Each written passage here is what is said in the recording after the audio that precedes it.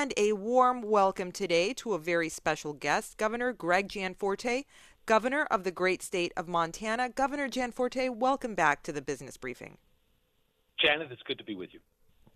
Congratulations on all of the successes that you've enabled for the great state of Montana. You've recently welcomed several new business investments into your state and one notable manufacturing company that has decided to expand from a different state. To what do you attribute these successes in Montana? Well, first off, Montana is open for business. We've seen remarkable results. We have the fifth fastest growing economy in the nation now, significantly above the national average. We're third in the nation for wage growth, and we're one of only two states where wage growth has outpaced inflation. And it's not a complicated formula. It's just really hard. We repealed or amended 35% of all the regulations on the books. We paid off all the state debt. Montana is completely debt-free. We moved from 22nd in the nation for fiscal responsibility to number 8. We have record low unemployment. And I think it also has to do with the fact that we love freedom. And, you know, we need regulations to protect the environment, protect consumers, but otherwise government should just get out of the way.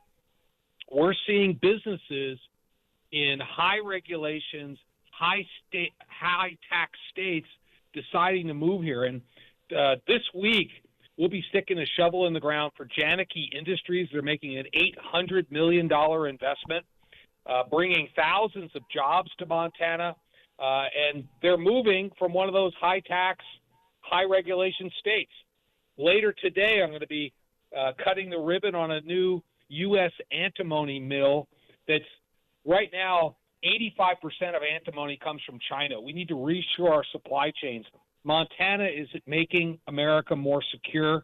And also this week, I'm cutting a ribbon on a new Amazon facility, so all the boxes will show up quicker. Wow, that is a dramatic string of successes. And I wanted to sort of break these down one by one. Let's talk about the antimony. Because that, I agree with you entirely, Governor, is vitally important for U.S. national interest and U.S. national security. Give us a little bit of the background on antimony and how you achieved this success. Yeah, so Montana is the treasure state. We have rich mineral resources. We have a long history. Most of the copper for the Industrial Revolution came from Butte, Montana. We have tungsten, talc, gold, silver, many critical minerals. U.S. Antimony Corp has there's a mine here in Montana where we mine the ore. They just did a major expansion of their smelter capability. Antimony is used mostly in military applications. There's some of it in every piece of ammunition that gets manufactured. This is why it's so critical to national security. But then U.S. Antimony also needed a mill to crush the ore, and that's what we're cutting the ribbon on today. So these represent multi-million-dollar investments. Their largest customer is the Department of War. They recently won a big contract. I'm proud of the fact that they're investing in Montana. We embrace them. We've tried to help them where we can. But this is private capital going to work, making the nation more secure, and creating jobs in Montana in the process. So let's talk about employment. You know, around the country, especially in rural states, businesses can sometimes face difficulties hiring the right skilled workers. How have you addressed these challenges in the workforce for your great state? So as we talk to business owners, and I'm a business guy myself, my wife and I built 5 businesses, one of the largest employers in the state before it was purchased. But the number one issue for employers is workforce. And we've tackled this head on. Getting high school kids into the marketplace earlier. We passed a workplace learning experiences. They get high school graduation credit, spending 2 to 20 hours a week in a local business. We created a tax credit. Any employer that wants to invest in their employees in a trade skill, the state will pay half the tuition, up to $3,000 per employee per year. We've tried to break down the barriers between higher ed and K through 12 education. I put a school superintendent on our regents board, and I put a college leadership person on our Board of Ed board so that it's more of a continuous process. And we've made it a requirement that private sector get more directly involved in education so that we have programs that are better matched to industry, and academia doesn't exist just as an ivory tower off by itself. And we'll work with any employer to help them build a workforce pipeline. One of our big initiatives is something we call 406 jobs. Now, 406, we only have one area code in Montana. That's 406, so that's why we picked the name. But we identified almost 10% of our population in Montana of working age that did not have a job and weren't looking for work. I think this is consistent across the country. So we've focused all of our job skill development programs on these underemployed populations. They tend to be veterans who just for whatever reason have a mismatch with the job market, people with disabilities who are created in the image of God, can do productive work, but just haven't found a good match. Inmates returning to society, and our Native American neighbors. So we've focused our job training programs at our Department of Labor on underemployed populations, the goal being getting them back into the workforce to give them the dignity that comes from being self-sufficient and standing on your own feet. We're speaking with Governor Greg Gianforte. He's governor of the great state of Montana. Governor Gianforte, I wanted to discuss your approach to simplifying and reducing your state's income taxes. What are your priorities there? What's next for Montana? Well, I'd like to get to a flat tax. That's what I'm hearing from folks. We've cut income taxes 3 times since I've been in office. Twice, it's been the largest tax reduction in state histories, but it's still too high. We went from 7 brackets to 2 brackets. I want to get to 1 bracket. 1 rate, everybody pays it. 15 other states have already done it. The beautiful thing about a flat tax is it makes the code simpler. If you make more money, you pay more taxes. If you make less, you pay less. But the other advantage of a flat tax is once you get to 1 rate for everybody, it's very hard for future legislatures to raise the rate because they got to raise it on everybody. So one of our top priorities for our next and my last legislative session is to get to a flat tax in Montana. Recent report ranks Montana as having the 5th fastest growing economy, looking at growth from 2021 to 2025. Initiatives like this on taxation absolutely contributing to that. What do you attribute the bulk of that growth to?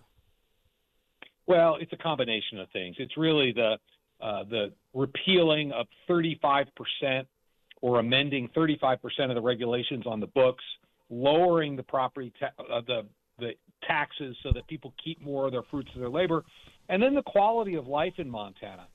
We started a business attraction function at the Department of Commerce. If there's anybody out there that are sick and tired of heavy regulations and additional taxes or just crazy policies. I mean, Oregon is trying to outlaw hunting and fishing. I think it's just absolutely crazy. I've had 2 entrepreneurs from Oregon in my office in the last 6 weeks saying, where would be the best community in Montana to move our business to? So if you're in one of those high tax, high regulation states, give us a call. We'll roll out the red carpet for you. We'd love to have you come. This is new, and we've been entertaining 3 to 6 companies a month that want to relocate to Montana. And there's lots of low-hanging fruit in Colorado, Oregon, Washington, California. Our appeal is very simple. It says, hey, move back to America. We're speaking with Governor Greg Gianforte. He's governor of the great state of Montana. We've been talking about the remarkable initiatives he's undertaken as governor to transform Montana's economy. And I wanted to talk about AI now, Governor, which of course is the subject of everyone's conversation these days, and especially data centers and the build out in rural states such as your own. Where does Montana join in this conversation? So AI is coming. We hired a chief AI officer for our state. We currently have over 75 deployments of AI in state agencies. We'll probably have 200 deployments by the end of this year. It's making government more responsive to citizens. It's lowering costs, which allows us to further reduce taxes, the burden of taxes on individuals and small businesses. And data centers are part of that equation. And people have concerns, legitimately so. We have to make sure that when data centers come in, they protect the environment, and the power consumption that comes from them doesn't fall on the backs of individual electricity consumers. That's why I signed on to President Trump's ratepayer protection pledge. And the data center companies we're looking for are looking at sourcing their own power. But the upside of data centers is that they pay a lot of property taxes. And communities that get data centers in Montana are probably going to get a new gym on their high school, and all the potholes are going to get fixed, and the local sheriff's office is going to get funded. So that's the positive side of it. Governor, you touched on something vitally important, which is, of course, the growing needs of the citizens in your state and in your citizenry. Your population has been growing significantly in recent years. How do you provide the energy, the resources needed for a growing state such as your own? Well, we've got to pursue an all of the above energy policy. And this is in contrast to these high regulation states that won't permit new power production. Montana is a net energy exporter. We've been keeping the lights on in Seattle for decades and the whole West Coast because we ship electrons west. We've seen significant energy investments here. Berkshire Hathaway has put almost $1 billion into wind and battery storage. A tie line that goes up into Canada, they own that now. Grid United is making a $700 million investment in the tie line from eastern Montana to North Dakota. We've seen a $1 billion investment in wind and battery storage north of Miles City. But government should not be picking winners and losers. We should be encouraging all of the above in energy.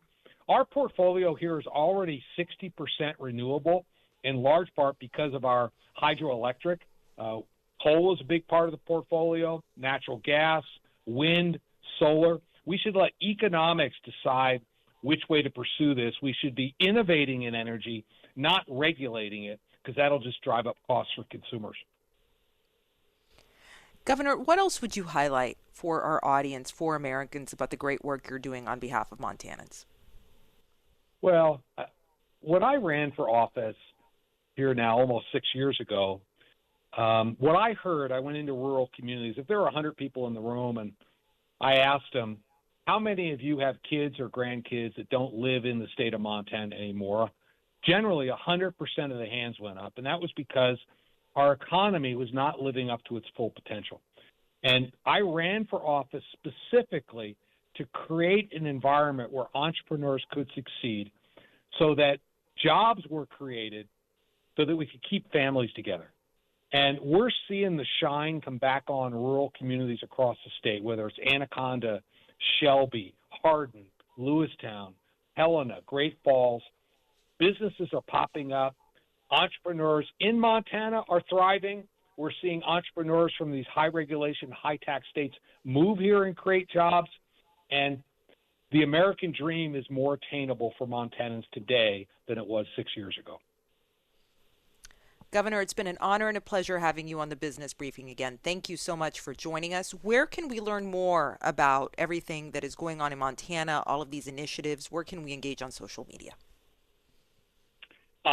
Well, our Department of Commerce has great information there, especially about the Red Carpet Program. We have a business attraction function. If you're a business owner or if you want to just come and visit Montana website. We'll tell you about all the great things. And don't think Montana is just Glacier National Park and Yellowstone. We've got Custer Battlefield, beautiful town of Lewistown. We've got rodeos all summer long, festivals. Bozeman has its Sweet Pea Festival, Chokecherry Festival in Lewistown. There's a Russell Art Show. We just opened up a new $100 million Montana History Museum on the state capitol, which I would note was on my watch 100% paid with private dollars. No tax dollars were involved. It's an awesome thing. It's really a table of contents for the state. Come and see us. Would love to come check it all out. Governor Gianforte, thank you again. My pleasure. That's Governor Greg Gianforte, governor of the great state of Montana.